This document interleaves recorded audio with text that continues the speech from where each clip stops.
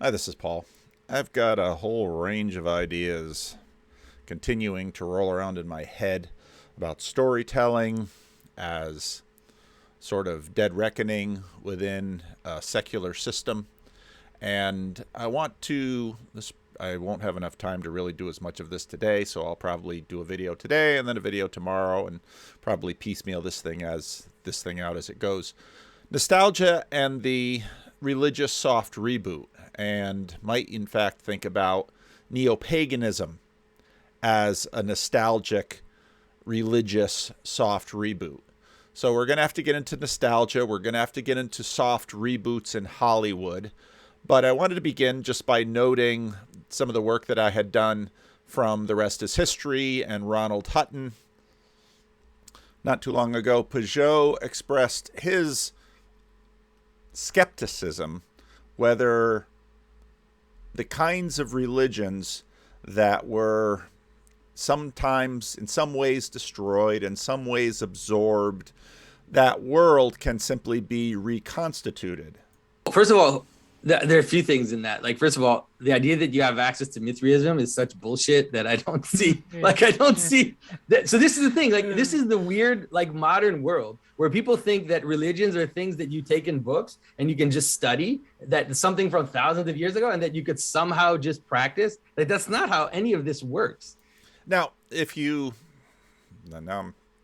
made a little video, a little 15-minute job on the Jonathan Peugeot, Michaela Peterson conversation recently on Michaela's channel. And part of the point I made there was that you can no sooner really learn how to play hockey by watching YouTube videos than you can, Jonathan Peugeot's point, reconstitute one of these ancient religions by reading it in a book. If you want to learn to play hockey, you've got to get on the ice. And if you're playing hockey in 2022, I don't know what year hockey was invented or what kind of ancient Nordic predecessors hockey might have had, but it will be changed by culture, by moral values pervasive in the culture, by technology. It'll be radically transformed from something a precursor that may have existed hundreds of years ago. And I'm sure someone in the comment section is going to give me a little lesson on the history of hockey, of which I know nothing about. Right? These are living things. They're living beings. They're living organic realities that are transmitted from one generation to another. Their behaviors, their ways of thinking that cannot be even contained in books. Right? You see that even in the story of Christ, where at the end of the story it says, if we wrote down all the things that Christ had done, all the books would fill up the entire world. Right? There's a sense in which it's not about books and about studying. It's about embodied practice that we connected to our fathers, you could say, receiving from the people before. It's just like you learn to brush your teeth, or that you learn to do all these things. Like, you wouldn't study how to brush your teeth in a book. Okay, so we're going to want to get into the questions of a religious soft reboot, because in a lot of ways, a lot of that's what's going on. Now, this obviously gets into the question of what is religion. I had some back and forth with Nate Ormond from YouTube on Twitter the other day, and it was friendly, but I went back and forth a lot more than I usually do on Twitter, because Twitter's not usually the best place to have a conversation. In the past, I've talked about religion S, which is religion to the secular. Because it is secularity that has created Judaism, Hinduism, Islam, etc. We sort of think of it as a system of beliefs, and that's sort of like the part of the religion that you can contain in a book. All right, these are a set of beliefs, but even if I pull Houston Smith's World Religions off my shelf here, and each chapter has 40 or 50 pages of history and description of that religion, in many respects, that gives me very little of the religion. Something like the difference between, let's imagine I wanted to know about Jimmy Carter's marriage. Well, I might read a biography and learn about Jimmy and Rosalind Carter and their marriage, but nothing like Jimmy or Rosalind Carter know That's the conocer in Spanish, know of their marriage from being on the inside, the perspectival, the participatory, the procedural. It's the propositional layer that tends to get that tends to go into books. Now, religion as worldview, and even worldview is too narrow. It's religion as the basic cultural software and procedure of value, of life, of just about everything. For the most part, we don't see our own religion very well. It's way too big, it's way too broad, it's way too communal, it's way too based in our presuppositions and our assumptions about what is good, what is right, what is a good life. That's sort of Dallas Willard's way to cut through this. You know, we might ask, were pre-modern people religious? And you'd say, well, of course, they had temples and sacrifices and stories of the gods.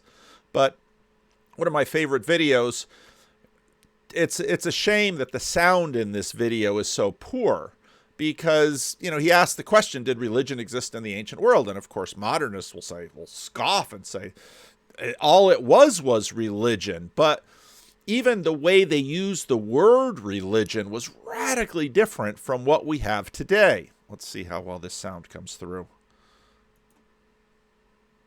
About is what we today call Christianity, and by the 2nd century AD was coming to be called Christianismos. So this is a category. The idea of something called Christianity is something that is very ancient and that continues into the present day. However, in a sense, it is a measure of the impact of Christianity that it has evolved in such a multiplicity of ways that that word Christianismos, as used by Christian philosophers back in the 2nd century AD, and our word Christianity, there is a sizable gulf in signification. What we mean by it and what someone back in the 2nd century AD would have meant by it is treacherously different. And by extension, even more so, if I say, well, what is Christianismos? And today people would say, well, it's a religion. And people would probably say that it is one of a number of religions. So Judaism, Islam, Hinduism, Buddhism, all these would be categorized as religions. And if I was to say furthermore, you know, well, what do you think we mean by a religion? I think probably most people would say, you know, it's slightly kind of ambivalent, slightly contradictory, two contradictory things. But I think above all they would say that a religion is something that exists in a kind of distinct way from the rest of society. So you can talk about church and state. Religion is something that, you know, it has a GCSE, for instance. You go and you study religion in a GCSE. If you read a book about India or about the ancient world or something, you'll have chapters on, you know, the religion of the Hindus, the religion of the Egyptians, the religion of the Greeks. And it's accepted that this is something that is separate from the rest of society. Against that, there is also, I think, a sense that and not only separate from the rest of society, but we can segment it in our lives. We can say, well, this is the religion I'm doing over here, and this is the rest of my life. The religion is about, it's what an individual believes. So you say, you know, what is your religion? Are you might say you're those would be propositional beliefs, let's say. Christian, right? Jew, or Muslim, or Hindu, or whatever. It's something that defines you personally, that defines you individually. And there is a kind of lurking sense there of that this is about an individual's relationship with kind of aspect of the divine, an aspect of the supernatural, perhaps a personal God. And the problem with this is that when we use that English word, religion, and we back project it, and we talk about the religion of the Greeks, or we talk about the religion of the Romans, or we even talk about the religion of the Jews in back in antiquity, there is a massive, massive risk of anachronism. And really, I want to talk tonight about what that risk is, and to demonstrate exactly how it was that our conception of religion today, yes, emerged from antiquity, but over the course of that evolution became something really radically quite different. Now, and you can watch the rest of the video. In a sense, religion, again, as I said on the slide, is sort of the software and procedure of your life. Priests and temples and kings supported the priests and the temples. They didn't say, oh, we're doing a religious thing. And it's in many ways not functionally that much different from Joe Biden holding a cabinet meeting or pushing a bill. That's religious in the ancient sense of the word. Not that they didn't, again, that's actually opposite the ancient sense of the word. That's the functional religion, the functional definition of religion. So when Joe Biden holds a cabinet meeting or pushes a bill, it's just as religious as Caesar offering sacrifices before a battle, or Greeks offering sacrifices to the gods for favorable winds. It's functionally analogous to getting the weather report from the satellites. Now Peterson dealt with this a little bit at the Lafayette lectures.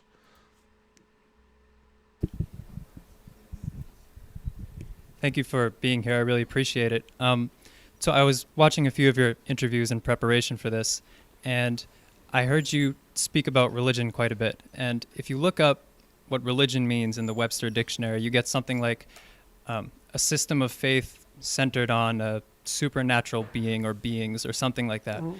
But I've heard you use religion to describe things like punk rockers, for example, that's a religious experience. So my first question would be, how do you define what is considered religious? And then sort of as a follow-up to that, if, say, Sam Harris... Religious is what you act out. What's that? Religious is what you act out. Anything you act out. Everything you act out is predicated on your implicit axioms. And the system of implicit axioms that you hold as primary is your religious belief system. It doesn't matter whether you're an atheist or not. That's just surface noise. So it has nothing to do with divinity or supernatural beings? No. Or it doesn't necessarily have to do with those? No, it probably necessarily has to do with it too, but it doesn't necessarily have anything to do with your voluntarily articulated statements about whether or not you believe in something like a transcendent deity. So, I mean, what you act out is much more what you are than what you say about yourself. And what the hell do you know about what you believe anyways? You're complicated, man. It's a fair question. Well, seriously, people are complicated. You know, like we're not transparent to ourselves at all. That's why we have to go to university and study psychology. It's like, you know, we're not exactly black boxes, but we are the most complicated things there are, right? And we can't even program our VCR clocks. So it's like, how the hell can we propose to understand ourselves? And, you know, I'm existentially oriented, which is to say that I think that what you hold to be true is best determined as a consequence of an analysis of your actions rather than as a consequence of an analysis of what you purport to believe. Now, in order to act, you can't act without a hierarchy of value, which I tortured the other poor questioner about. You can't act without a hierarchy of values because you can't act unless you think one thing is better than another. Because why would you act otherwise? So that means that you're embedded within a hierarchy of values, whether you know it or not, or maybe multiple fragmentary and competing hierarchies of value, which is all the worse for you, by the way, because it just makes you very confused. That hierarchy of values has an axiomatic, it's based on axioms, and the probability that you understand them is very low. because generally people don't understand their axioms. But that axiomatic system is essentially your religious system. And there's no way out of that as far as I can tell. And you can say, well, it isn't predicated on conscious belief in a transcendent deity. It's like, okay, have it your way. But, you know, most people in this room act out a Judeo-Christian ethic. And not only do they act it out, if they're treated in a manner that's not commensurate with that ethic, they get very, very, very annoyed. So for example, if I fail to treat you as if you're an embodiment of a divine fragment, let's say, that's characterized by the ability to make free choice and to determine your own destiny in some sense, or if I fail to treat you as if you're a valued contributing member of the polity as a sovereign individual, then you'll find that very offensive and become angry. It's like, okay, then that's what you believe. Well, if I ask you if you believe any of that, well, that's a whole different story. You might give me some radical leftist nonsense. But that doesn't take away from what you've...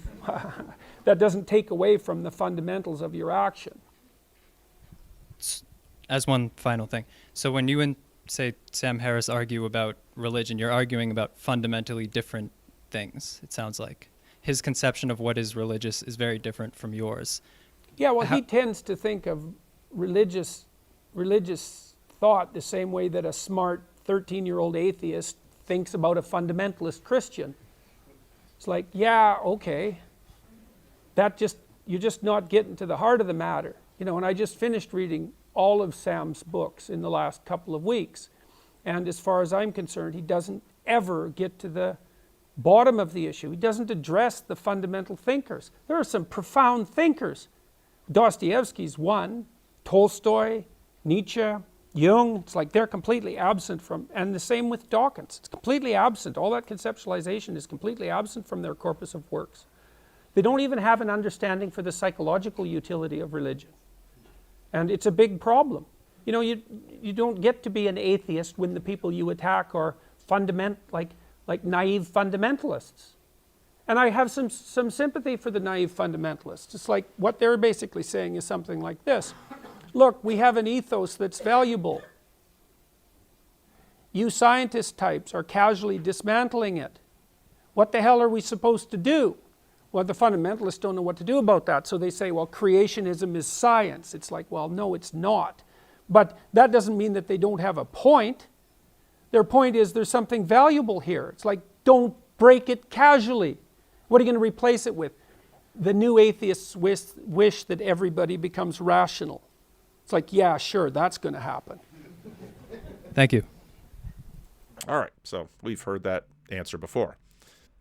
Now, part of what I've been doing in this series, and I actually got an email from Dr. Jim. Dr. Jim says, I've thought a lot about this. Could we have a conversation about it? So Dr. Jim has given me a lot of good conversations over the years. So Dr. Jim from Idaho will come back on the channel hopefully soon, and we're going to talk about some of these issues that I've been pursuing.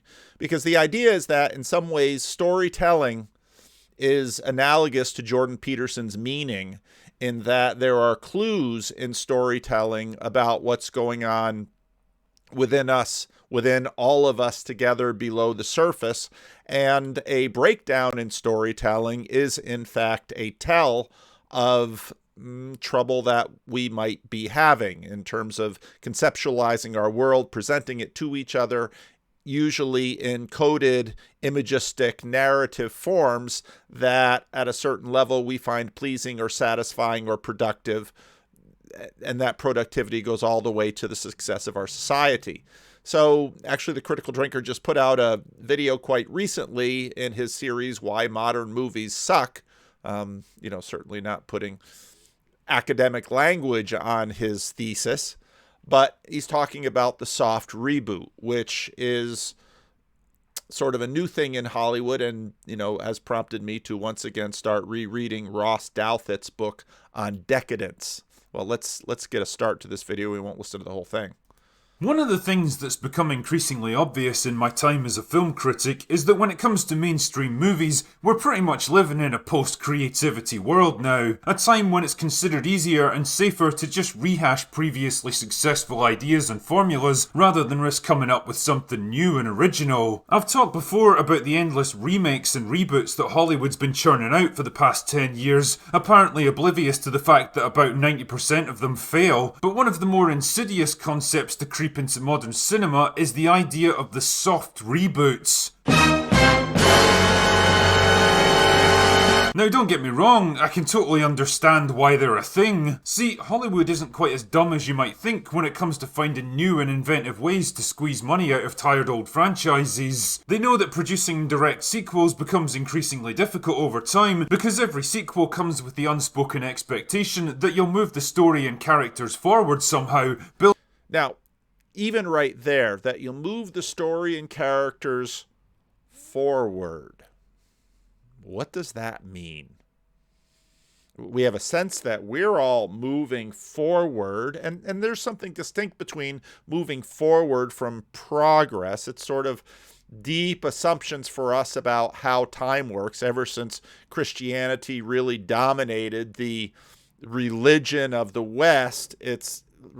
Time is imagined to be quite linear, so moving it forward instead of, let's say, other cultures had more of a circular view of time, so moving it around, or perhaps we've got sort of a spiral view of time where we're both making forward progress and, in fact, going through cycles. You can have lots of different conceptualizations for that type of thing. But if we see a show, and what many of the franchises have gone to are the Marvel Cinematic Universe, these fandoms, Star Wars, Star Trek, Harry Potter, Lord of the Rings, on and on and on and on, because they realize that, in fact, now, especially with streaming, especially with television, something like Breaking Bad, you can tell a far longer story. It's a more satisfying story if, in fact, they can pull it off, because instead of just maybe having you for 2 hours, they can have you for 10 hours or 15 hours or 20 hours, and, in fact, continue either to keep you subscribed to your streaming service or keep you returning back to the movies and loving your characters. Now, again, there's all sorts of issues with this. Well, we'll get into some of those issues.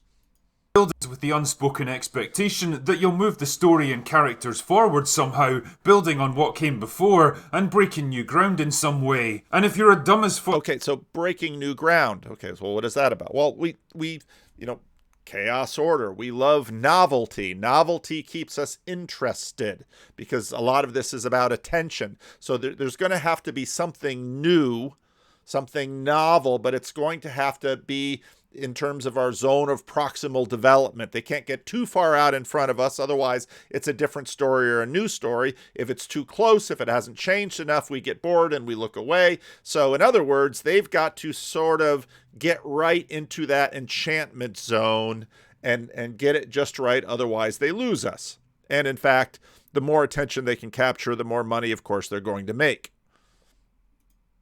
Building on what came before and breaking new ground in some way. And if you're a dumb as fuck screenwriter without an ounce of creativity or original ideas, then this is like garlic to a fucking vampire. A full-on remake, on the other hand, comes with its own set of problems, because not only does it invite unflattering comparisons to the original, but it also means launching your new movie without those all-important cameos from the original cast, which is one of the few things still guaranteed to get arses on seats. The solution? Combine the best elements of both ideas into one grift to rule them all. The soft reboots. So how exactly does it work? Well, after thinking it over while taking a shit earlier, I believe I've identified the 5 key elements of a soft reboot. 1. Find an old franchise. Ideally, a soft reboot should target a franchise that's at least a couple of decades old and hasn't seen any significant activity for quite some time. This increases the demand and excitement for new installments and allows our collective memory of past events to fade, which facilitates... Number 2. Loose continuity. It's going to be marketed as a conventional sequel, acknowledging the characters and events of previous movies, but leaving the continuity vague enough that the writers can safely ignore anything which contradicts their new film. Number 3, nostalgia. It's likely to include lots of callbacks, in-jokes and references to past events, because nostalgia has become the new sex appeal. It sells tickets. Boobs are still better though. Number 4, cameos. It'll include at least one appearance from a legacy character, again for nostalgia purposes and to give the film a sense of legitimacy that it may or may not deserve. Number 5, sequel bait. Ultimately, the point of a soft reboot is to pass the torch to a new generation of younger, cooler, and most importantly of all, cheaper actors who can carry the franchise for the next decade, so the ending is likely to be as open as possible, paving the way for possible sequels, spin-offs and TV shows. Basically, the goal here is to launch the next MCU. Now this all sounds fair enough, right? After all, it's what movies do these days. But peel back this innocuous veneer and you'll find the rotten core that lies beneath. Because the more you think about the actual plot, the more you'll probably realise that it's nothing but a tired rehash of the same fucking story that already got told decades earlier. A remake in sequels clothing, if you will. You want some examples?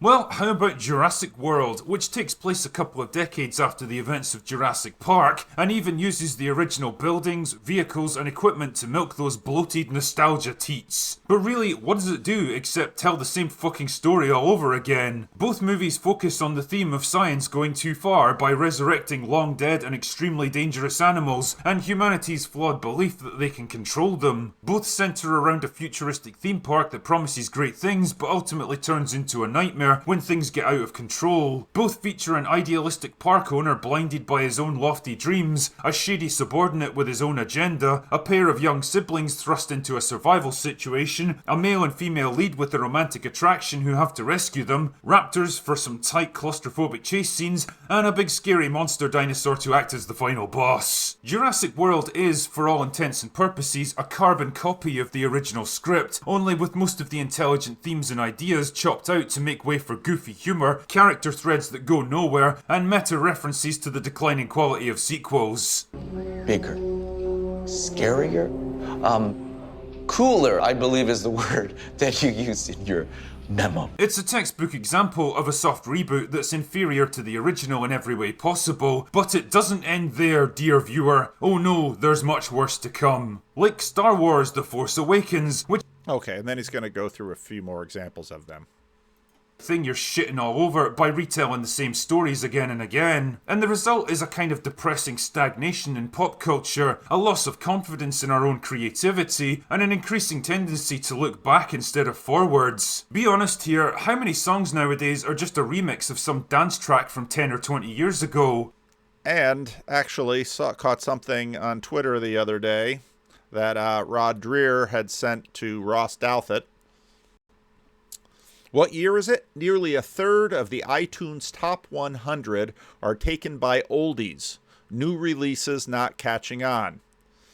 Nearly a third of today's iTunes Top 100s are taken by oldies, and some of them not so golden.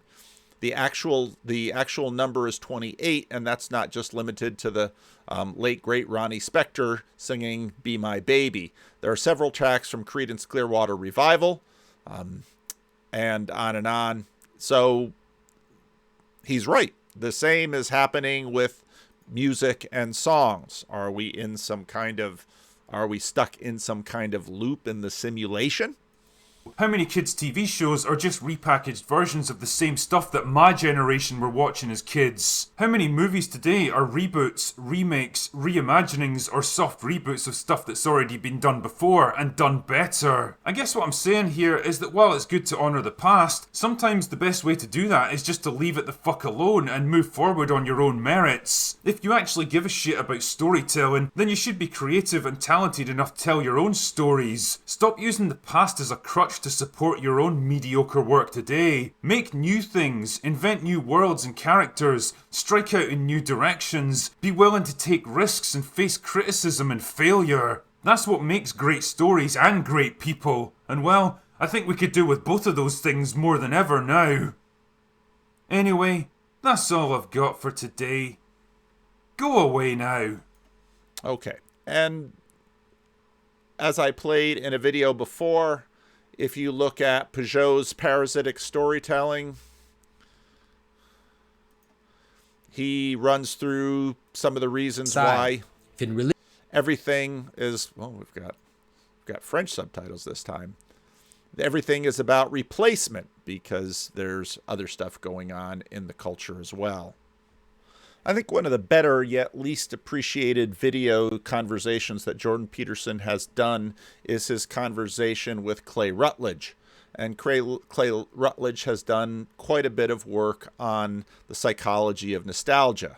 Approach, avoid, behavioral inhibition, behavioral activation, right? And so that was something I became very interested in, was what shifts people towards, a threat shifts people towards defensiveness, right? Because you face a threat and then you're like, well, now's not the time to be super creative or open-minded. Now's the time to be vigilant, right? To shrink in a little bit. You saw that after 9/11. Right.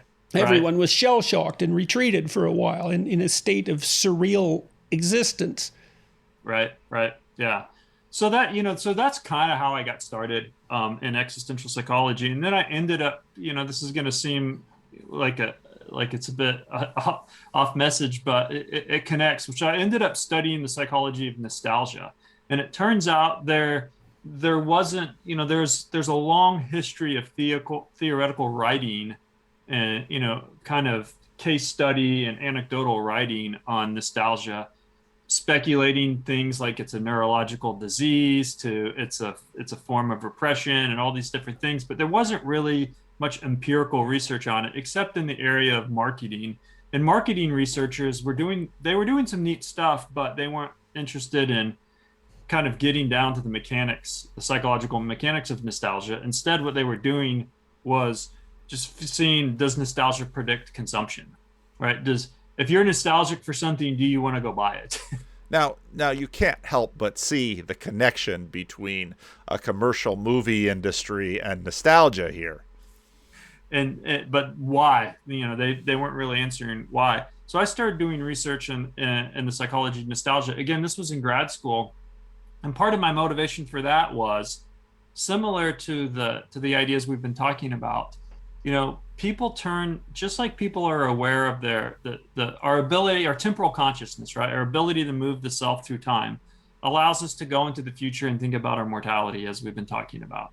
So that we think that's somewhat unique to humans, right? That we can think long into the future and think about a future without us. And now, one of the pieces of the video where Jordan Peterson talks to the Roman Catholic scholars that people have wanted me to discuss was the time when they basically take what Clay Routledge just talked about and go into the past, which is very interesting because, in fact, this capacity for us to sort of take a conjunction of the third personal and the first personal and project ourselves through time and space into the future or into the past or into somebody else's perspective or all of this. I mean, this is a key capacity that we as human beings have that, to the best of our knowledge, no other creature we know of has. All of the talk about, is there a third personal world before there were first persons to view it, setting God aside for a moment, which is where the Roman Catholic scholars went. That's an interesting question, and what I thought of, so that's where that conversation was, and hasn't really crept up high enough in my motivational structure to go back and treat that as such with its own video. But one thing that I thought of when I was thinking about that is, notice how, in fact, that same move is made by, let's say, atheists who assert, well, when we're gone, it's the big sleep. And it's like, hey, wait a minute. You have no problem imagining the third personal via the first personal going back in time. And so you have all of this talk about the past and what was and et cetera, all that question of existence. Into the future, you don't make the same move. That's interesting. Anyway, back to this. And so what I thought was, interestingly, that might provoke us to turn to the past.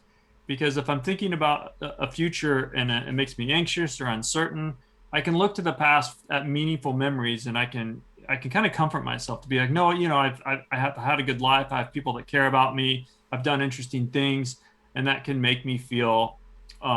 That can kind of notice how he's leveraging value there. Reinstate or boost my meaning if I'm feeling potentially meaningless because of the inevitability of my mortality. So that's why I started studying nostalgia as a psychological defense. But what's cool about doing research, as you know, is you might have ideas of how things are, and so you propose hypotheses and you test them. But then there's also this kind of discovery process, while you're doing a bunch of studies where you're looking at the data and you're just thinking, oh wow, there's a story here that I missed.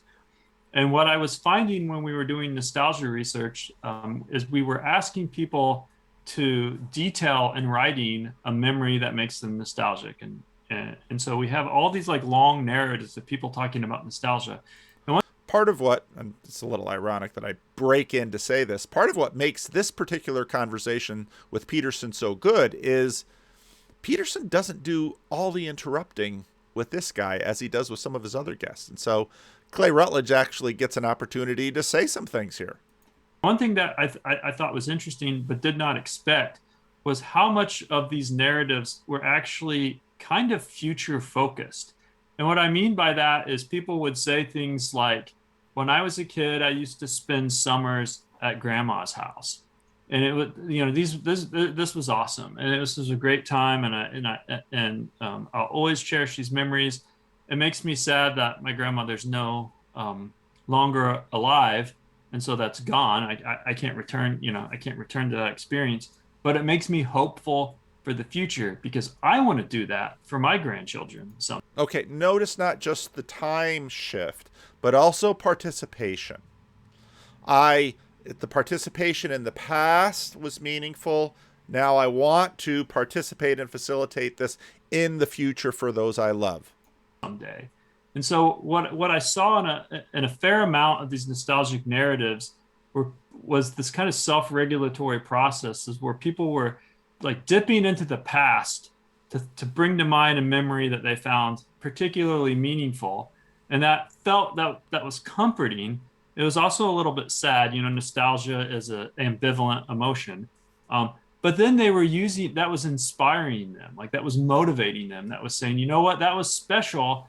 So I should orient my life in a way that allows me to reproduce something like that. Well, that's the purpose of memory, right? I mean, people think that the purpose of memory is to remember things as they happen. And that's really rather shallow conception psychologically. I mean, you remember bad things so you don't repeat them. And you identify good things so that you know what good things are and you can pursue them. It's a very pragmatic process when it's properly functional.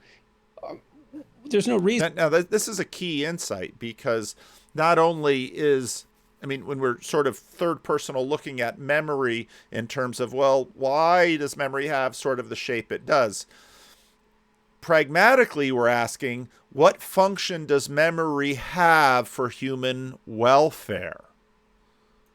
Isn't just to have an objective record of the past in your head. Right. You want to mine it for significance. And so it's very interesting that nostalgia took that future-oriented turn.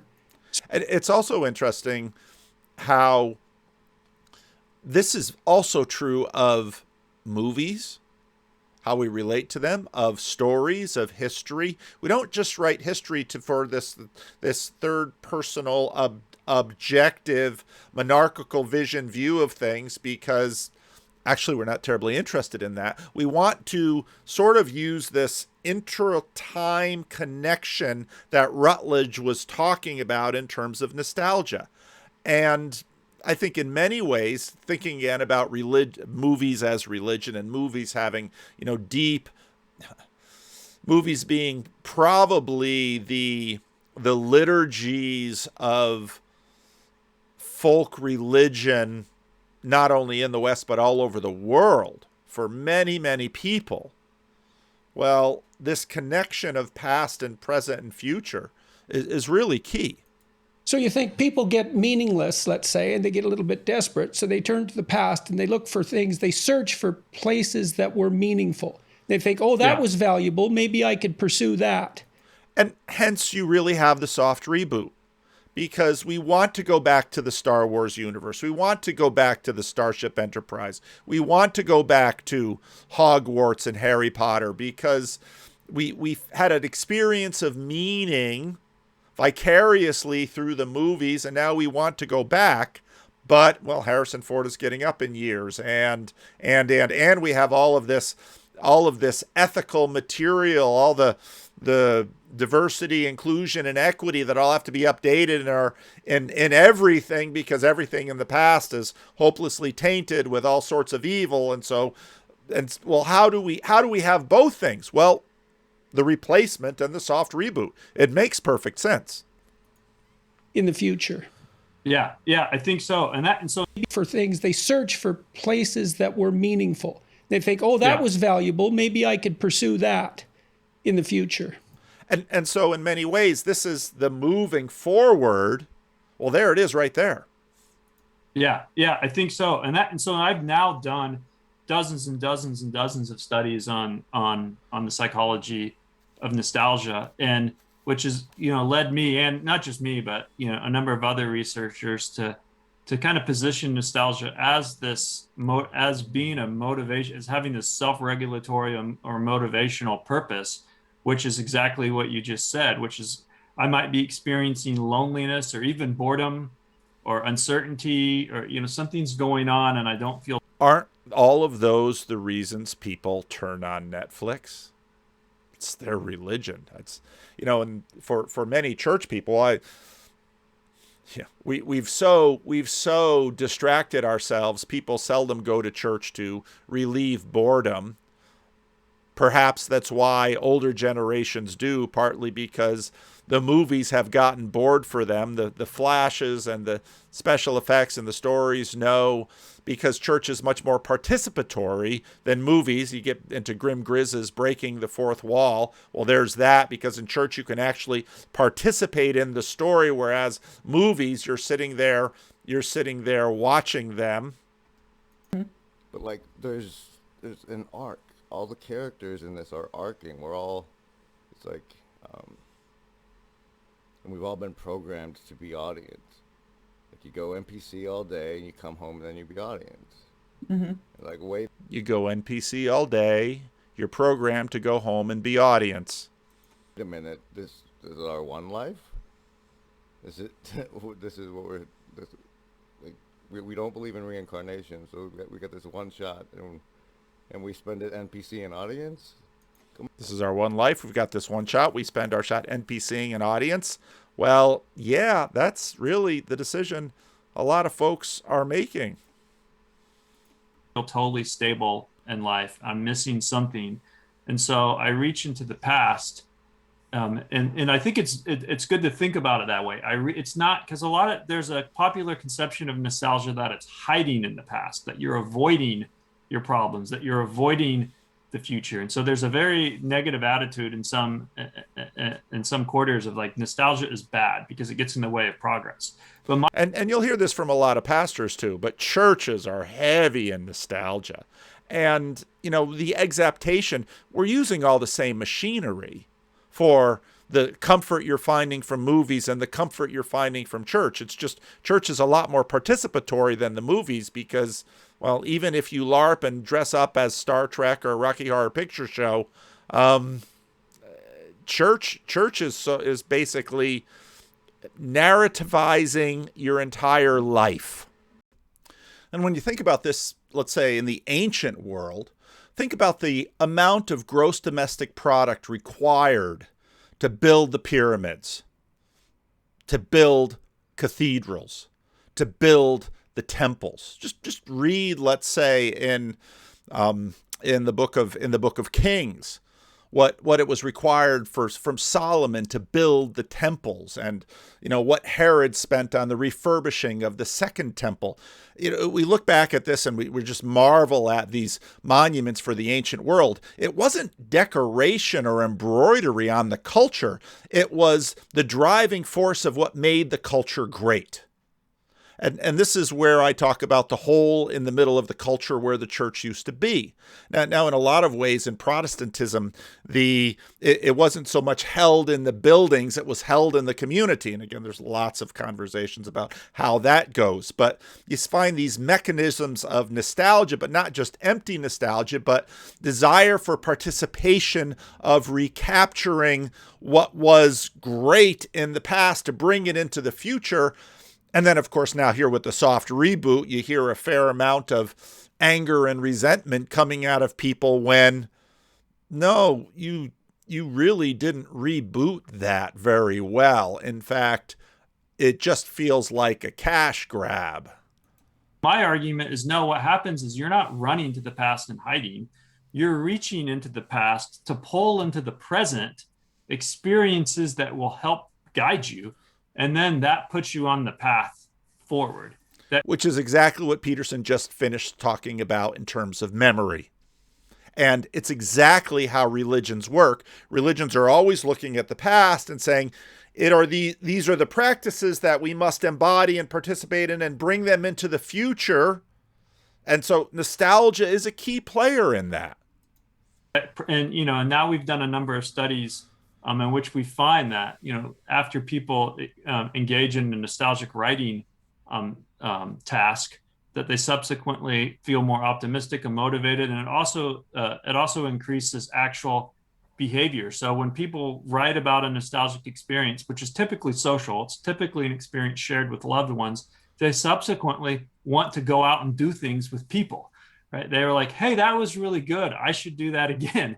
And so I think that really got me thinking more about this, not just a growth-oriented approach, but that people move back and forth between defense and growth, right? And the well, you could also might imagine that could become pathologized like anything, I mean, yeah. If you're, people fantasize about what they want, and then out of those fantasies, they can derive goals and begin to act in relationship to those goals, or they can just spend more and more time elaborating the fantasies and not moving at all. And now, if you look at the fourth wall, if you look at NPCing all day and being the audience all evening, well, nostalgia in the movies is really it could very well be sort of a culture suck. that can lead to delusional thinking if it's taken to an extreme. But that doesn't mean that fantasy per se is a pathological activity, just that when it becomes a substitute for action, then it can become pathologized. So yeah, definitely. I mean, I always say nostalgia is like a lot of things that are generally good for you, that, people can. I mean, there are people who over-exercise, right? That, physical fitness is good, but there are people that spend too much time at the gym and then it ends up causing injury because they're doing too much of a good thing. Right. There are lots of people who drown from drinking too much water, as it turns out as well. So, anything in excess can be a poison. Yeah. So I'd say for the typical person, nostalgia is a relatively healthy activity that helps them kind of figure out what's important in life. Do you know what elicits it in particular? Is it loneliness, or what? Are there particular eliciting factors? Yeah. So there's two general classes of nostalgia triggers. One is very obvious because it's just, what we call sensory inputs, which is you hear a song come on the radio, or somebody puts like a photo up on social media. And so that's a direct trigger of reminding you, right? The smell, right? Scent evoke nostalgia is very powerful. So there's those, what we call direct triggers. And then there's what we call psychological triggers. And they tend to be negative affect, typically loneliness, but other things as well. So we've done this where we've used like emotion inductions, where we've had people watch video clips that either make them happy or sad or have a more neutral affect. And so it's not just the case that any emotion provokes nostalgia. It tends to be negative emotions. So when people feel sad, when they feel loneliness, when we ask people, loneliness is the most common trigger. But we've also looked even at boredom. We've done these experiments where we have people do these really, really boring tasks where they're just spending a period of time writing down concrete mixture, the formulas for concrete mixtures or things like that. So it just seems like a meaningless task, which increases. Now, you really get the sense that these psychologist experiments are petty torture chambers sometimes. Subsequently increases nostalgic feelings. We've looked at meaning threats. We've had people read existential philosophy essays that remind them of how insignificant their life is, and that increases nostalgia. But because of the social nature of nostalgia, and that is, most nostalgic memories do involve time spent with loved ones. So, do you suppose is that an analog? Do you think of the security-seeking behavior that we discussed a little bit earlier? When a child goes out and explores and then hits a wall, they return to something comforting. And, almost all higher cognitive functions are elaborations of something that's much more basic. So, affection between adults looks like it's an elaboration, like deep affection. Right. It looks like it's an elaboration of infant attachment circuitry. And so you make people bored, or you put them in a bad mood, and then they return to the security of social interactions in the past. And you could think of that as purely defensive, but it also indicates to them what they did find meaningful, and they can use that in a positive way. Yeah, I think exactly that. In fact, we've done some work looking at nostalgia and attachment theory, and it does seem like nostalgic memories they're basically bringing online these attachment schemas, these frameworks that people use. And in fact, when you look at interactions between people's scores on attachment scales, it is the people who score high in attachment security, or what modern psychologists would say low attachment anxiety or low attachment avoidance. Right. So these are healthily attached people who had decent maternal relationships, and that's another. In other words, it's very interesting how, even though nostalgia is something that we derive a degree of comfort from, strength yields strength. So if you actually had successful attachments, nostalgia even works better in you. Another indication that this isn't psychopathological. Right. So those people get the most social benefits out of nostalgia. One, when you look at the content of their memories, people who are high in attachment security, those people their nostalgic memories tend to be more social, and they tend to be more intimately social. So nearly what I mean by... In other words, to address Grim Grizz's concerns here, if you're high in attachment, the manifestation of your nostalgic impulse is probably going to be more sociality, less NPCing. By that is, if you ask someone to write down a nostalgic memory, or to just share with you a nostalgic memory, for nearly everyone, it's social. But if you look at the writings of people who are high in attachment security, they tend to get into more intimate or more detailed. It carries more themes of love and like strong body. And so again, like the attachment system, they're really saying they have these very deep, secure bonds. They approach. Now, I think also that if you've got your nostalgia working, not just on a screen in front of you, but you've got your nostalgia in a three-dimensional institution, in a building, in a community, with relationships, with all of this, that nostalgia engine is going to actually continue to not simply soft reboot, because you can't soft reboot in real life. I continue to age, but the replacements coming up, well, certainly you're going to have success and loss, but it's going to be much more dynamic, much more interactive, much more social, rather than...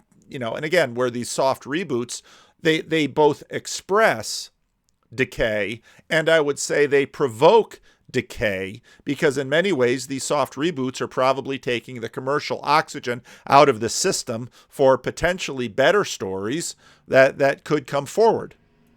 Interesting, to see if people who are indulging in nostalgic memories that are associated with attachment, to see if they're more analgesic to pain. Okay, and they had a section in here about pain, reminiscence therapy, and nostalgia. I wanted to get a little bit into the collective nostalgia.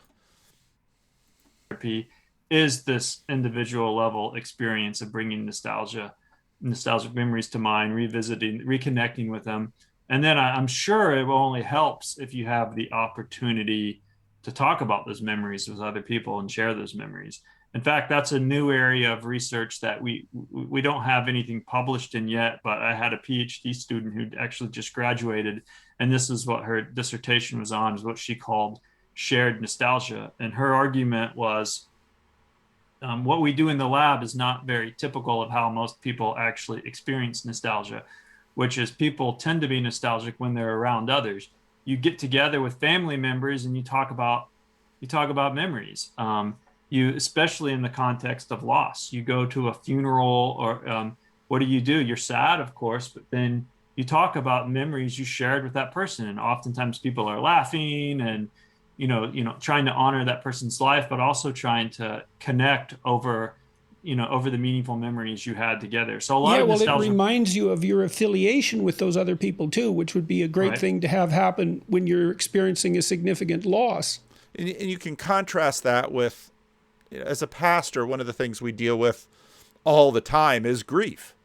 We, in fact, preside over funerals, and we assist people in grieving. And grieving alone isn't anywhere near as effective or productive as grieving together. In fact, so much grieving historically in many different communities is all about being collective. Now, doing so in front of screens, well, they're triggering nostalgia, and we just imagine that Harry Potter and Luke Skywalker and Captain Kirk are in some ways our friends, but if you say it out loud, you're immediately embarrassed because no, they're on a screen. Whereas if you're living in a participatory story together with a community, you can just see how much more potential there is. Yeah, absolutely. So I do think that there's some more research to do in that area, and like I said, we're just kind of getting started into how do people actually share nostalgia, and might it serve even beyond the individual and beyond like the more interpersonal relationships.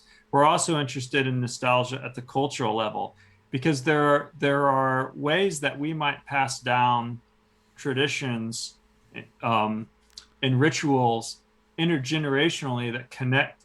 So I might have a lot of things that are different in my life and the experiences that I've had at the time period in which I grew up than somebody 20, 30, 40 years older than me.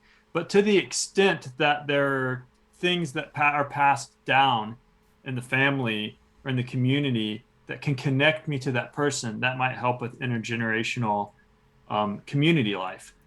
How you actually build a culture. Right, and so for just to make with it social cohesion, period. Because absolutely. If we're strangers to one another, and then we can identify elements of our past experiences that we share, maybe like shared love of a particular band or something like that, then we're identifying areas of commonality and perhaps decreasing our distrust of one another. I mean, Robert Putnam has demonstrated that, communities tend to be more generous politically when they view those in the community as importantly similar to them.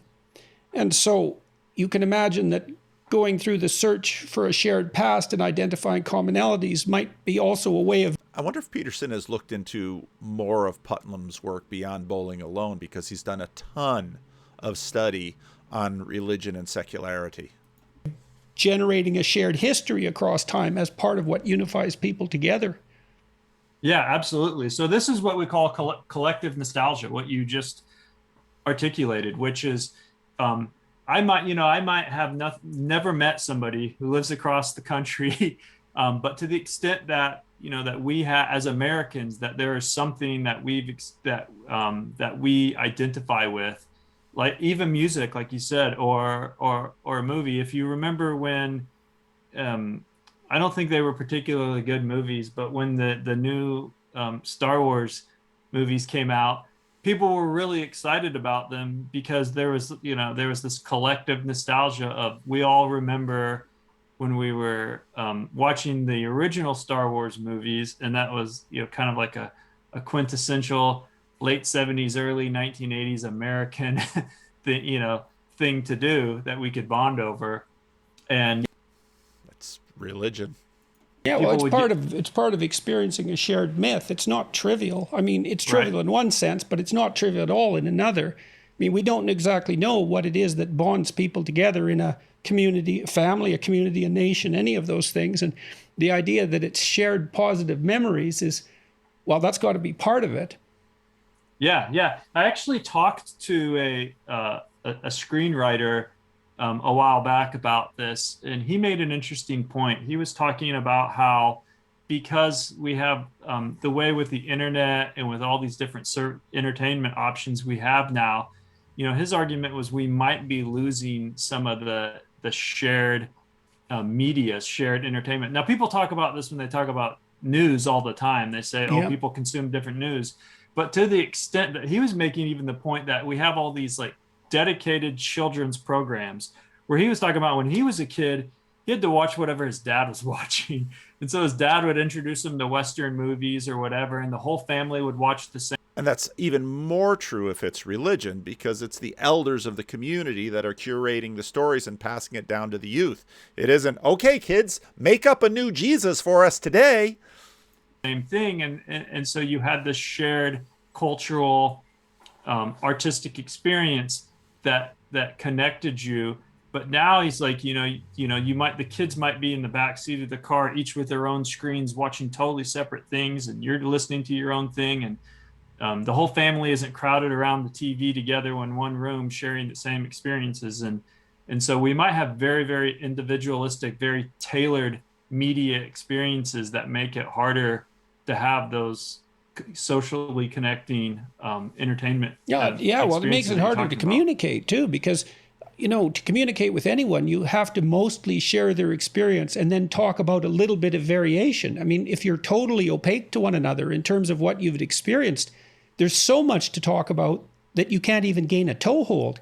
And you do wonder if this incredible explosion of entertainment options, let's say, but it's far more than that. It's cultural options, does produce, perhaps does heighten the probability of the kind of fragmentation that we seem to be experiencing right now. Yeah.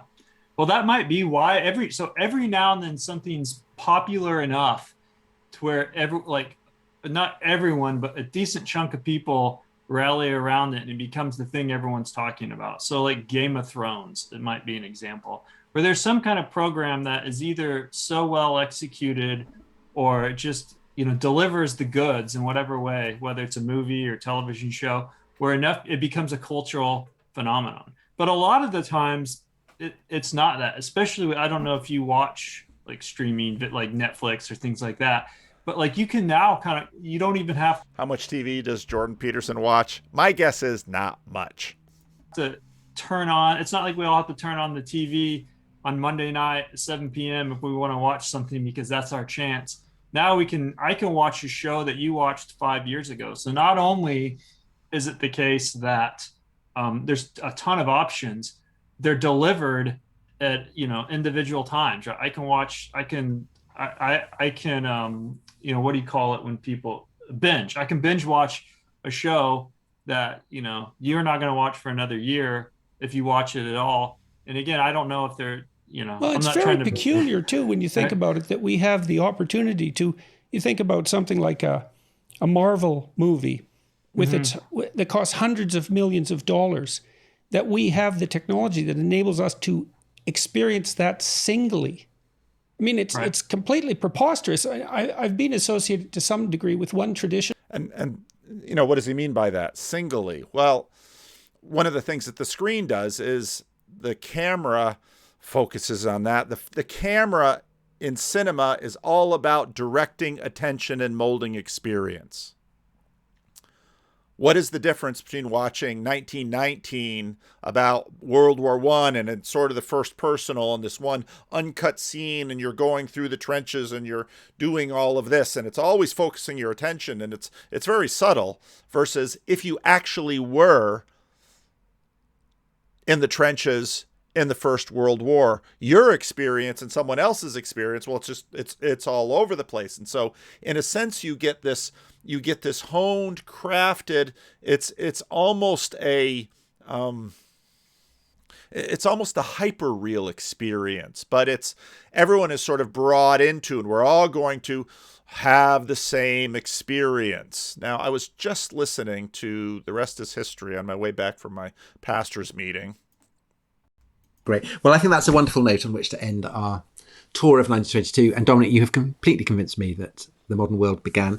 There is just one last question. Yes, I know what it's going to be. I know exactly what it's going to be. So it's from a friend of the show and a titan of tech. Would you like to read it out? It's from Mark Andreessen, who I think is the co-inventor. I think he would say co-inventor. We'll call him the inventor of the web browser, yeah. Netscape. And he says, how long did the modern world actually last? I nominate approximately 1965, but I'm curious what you guys think. 1965 is quite a good call, I think. I mean, it depends how you're defining modernity, doesn't it? I mean, would you end in... Well, Mark Andreessen would... he knows his tech. Yeah.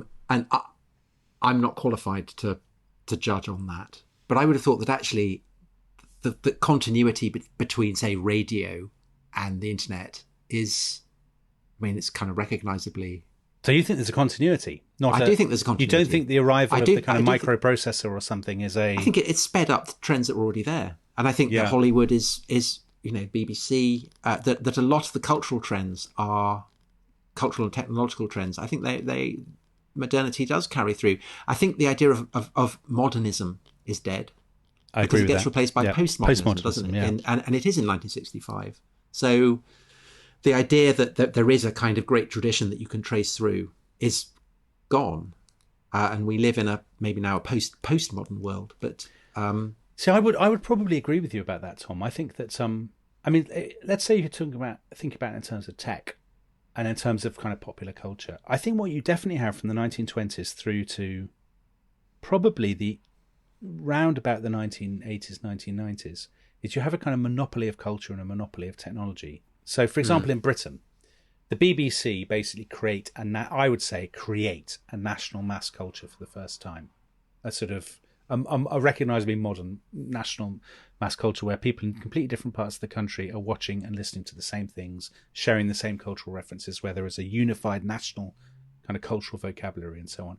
And with something like Hollywood, you have the same thing. So you can, if you've seen Star Wars in 1977, everybody else has seen it too. If you've seen Gone with the Wind, everybody else has seen it. That doesn't exist anymore. We have a much more fragmented culture that has moved away. The gatekeepers are gone. The monopolies are generally completely gone. And I think also there's a kind of ideological suspicion of that. Now, of course, when you get into religion, what was the church? What was the role of the church? Now, again, think back to medieval Europe. The church was the story. It was the story that everyone participated in. It was the assumption. And there were other stories on the fringe, often pushed to the fringe, but it was the story, and it was there at the center of the culture. It was there at the center of the imagination. It was there at the center of everything. Via nostalgia, you reach back and you reach forward, back and forth the whole time. Today, well, fragmentation abounds. Culture, and they use dance, music, storytelling, masks, religion. It's all integrated into one thing, and they all participate in that simultaneously. And that's really the core of their culture. I mean, without that, they're not a people. And when you're not a people, to be a people is to be very much the same as other people in important ways. And that's part of what makes peace. And you do wonder the increasing atomization of our exposure to cultural material, what that leaves us to have in common. Right.